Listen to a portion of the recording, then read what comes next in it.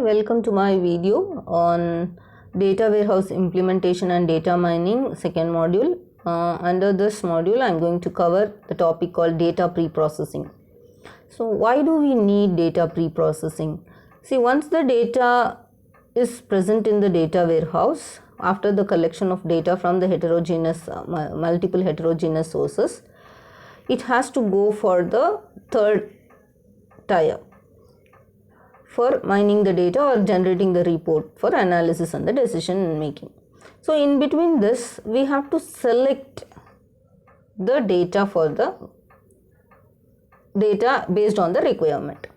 So that is done in the process called data pre-processing, taking the data which is required. Yes. So yes, we are having few methods to do the data processing. Only the required data, how to retrieve only the required data from the data warehouse. That's what we are going to see in the data pre-processing. Few methods are aggregation, sampling, dimensionality reduction, feature subset selection, feature creation, discretization and binarization, and attribute transformation. The first one is aggregation. Yes. So as the name suggests, aggregating is nothing but combining. So if I have two or more attributes, what I can do? I can aggregate it. See, I want the data not in very deeper manner. Okay, just I want the data in just a brief way. See, I want to calculate the sales in the country. So I am keeping pizza, Domino's Pizza. I have the outlets in different countries. I am the CEO. I want to find the sales in the country Australia.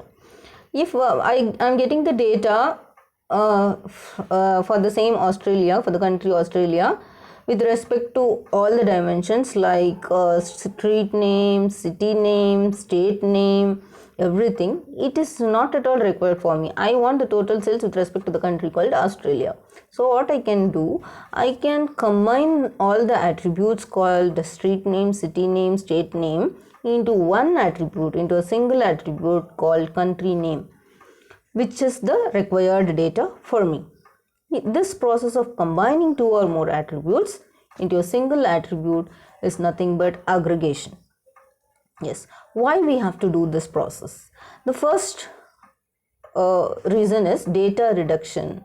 So we can reduce the number of attributes. Instead of having street, city, country, city, state, everything, instead of having three attributes, only one attribute is enough. So what we are doing, we are reducing the number of attributes. That is nothing but data reduction. Then change of scale. City is aggregated into regions, states, countries. Yes, the scale itself is changed. And the data is also stable. Aggregated data tends to have less variability. We will not find much deviation over here. So the data will be stable. Next, yes, this is the diagrammatic representation of the number of land locations. See, monthly they have calculated the average precipitation. So this is the right side one is early precipitation. So what they are doing, just they are aggregating instead of having for every month, for every year. That's it. So they are aggregating the data. Next method for the data pre-processing is sampling. So sampling is nothing but just we are going to select the data. See, what is the ultimate aim of pre-processing? We are going to take the only required data. We are going to collect only the required data from the data warehouse. So how can we get or collect only the required data from the large volume of the data is the second technique is sampling. Sampling, it just selects the data out of the large volume of the data. How it is going to select? Sampling is the main technique employed for data selection. It is often used for both preliminary investigation of the data and the final data analysis. Yes, for initial stage as well as the final data analysis, this sampling method will help. So statisticians sample because obtaining the entire set of the data of interest is too expensive or time consuming. So studying all the data will be time consuming and it will be also too expensive. So we can select some subset of data over the entire data and we can do the analysis on it. There will not be much deviation. See, instead of taking the data, if I want to see the quality of some college, I can, no need that I have to go to all the departments and check. I can take out of the 5 departments, I can take one of the department and I can verify. If one of the department is going with all the process, it's working, all the functionalities are carried on properly, result is good, placement is good, then the same will be there for all the departments, will be there in all the departments. So it is not required that all the 5 departments should be checked or audited. So this is like the same case will apply for sampling. So I will be taking some set of the data and I will be checking, or I will be doing some my functionalities on that, and I will come to the conclusion. I can get the analysis of that particular data. So sampling is used in data mining because processing the entire set of data, as I said, is time consuming and expensive. So the key principle for effective sampling is the following. Using a sample will work as well as using the entire data sets. If the sample is representative, as I said, one will be the representative. The subset which we are going to select for the analysis will be called as representative data. A sample is representative if it has approximately same property. Yes, so if I am going to take the subset of data which has the same property of all the other sets, all the other data, then there would not be much difference between the representative data and the original set of data. Yes, types of sampling. So sampling without replacement. So here the item will be selected randomly. And in the second method, that is random replacement, that is not mentioned here. The second type is, first type is random sampling. There the item will be selected at the random. And the second type is sampling without replacement. Here, as each item is selected, it is removed from the population. When I am selecting the subset of data, I'll remove that particular data, that subset of data or representative data from the data warehouse itself. That is sampling without replacement.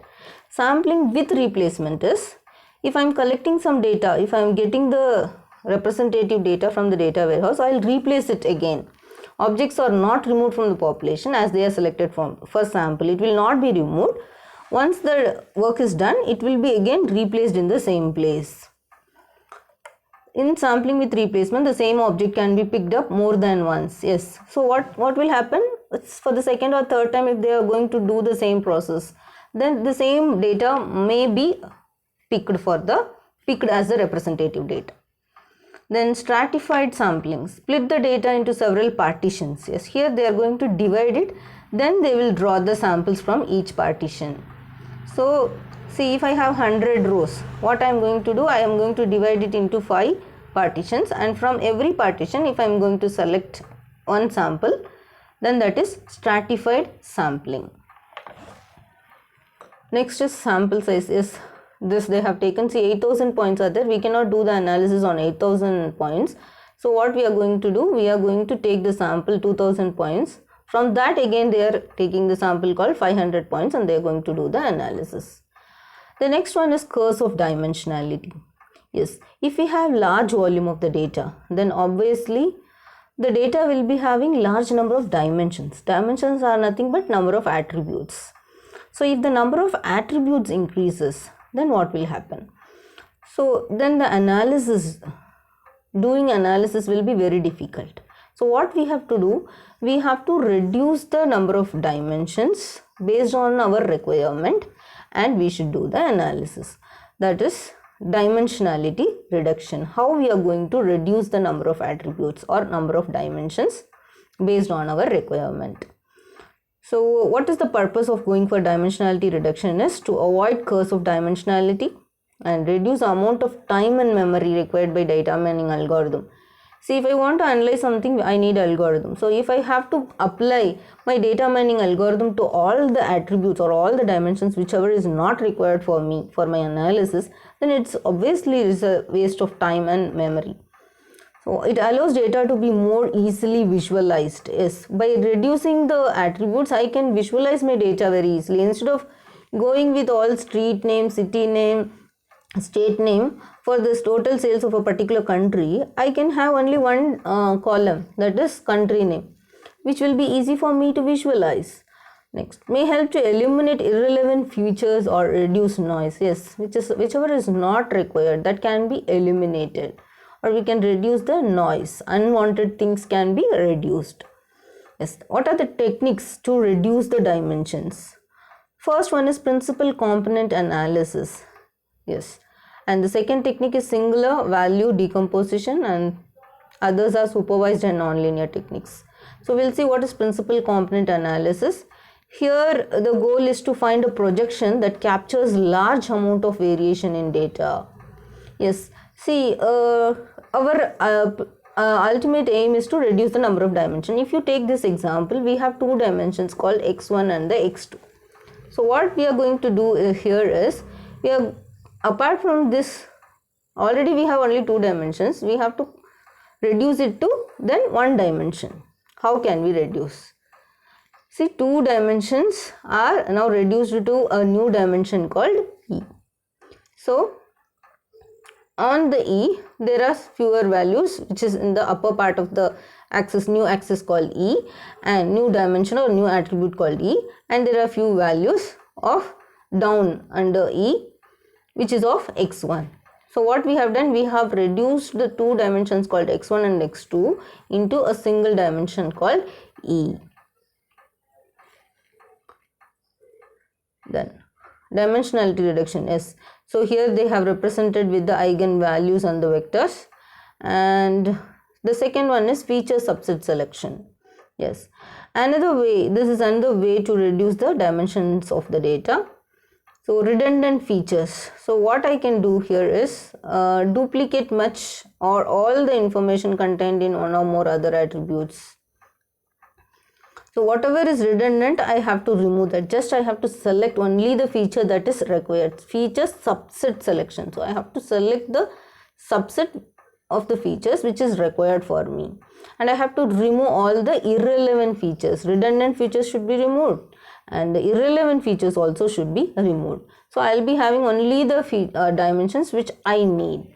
Contains no information. Irrelevant features are nothing but which contains no information that is useful for data mining at hand.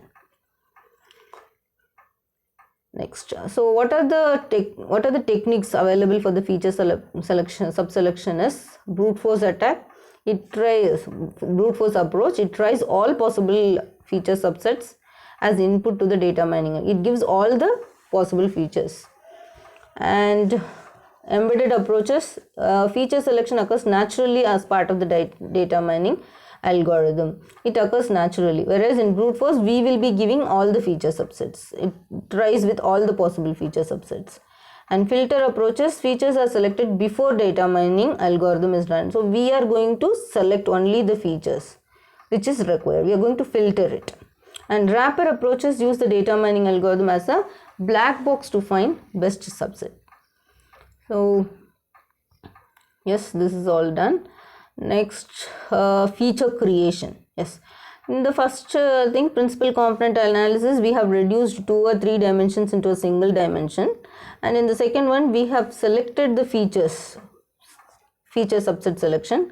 And here what we are going to do in the third technique, feature creation. So out of the 2 or 3 attributes, I am going to create a new attribute. Then it is called feature creation. Clear? As I said already, if I have street, state and city name, instead of these 3 dimensions, I am going to create a new dimension called country name. Then that is nothing but feature creation. Previously I was not having the dimension called country name. Now what I am doing with these 3 information, with these 3 dimensions, I am going to create a new dimension called country name. Then what I am doing, I am doing feature creation. See the definition, create new attributes that can capture the important information in a data set much more efficiently than the original attributes. So that new feature or new dimension should be more efficient than the original other attributes. So 3 general methodologies are feature extraction, mapping data to new space, feature construction. So we have to extract the data from the other attributes, original attributes. Then we have to map the data into the new dimension which we have created, and we have to combine the features. These are the tasks involved in feature creation. Yes, discretization using class labels. This is entropy based approaches where we can divide 3 categories for both x and y. Here there are 5 categories. From this we have to select. This is data, usual data. This is equal interval width and equal frequency k-means. These are all dividing the data. These are the algorithms which helps to divide or classify the data. From this we can select the data after the classification, discretization.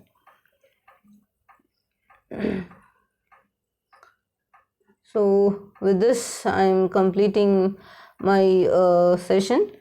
Thank you for watching the video.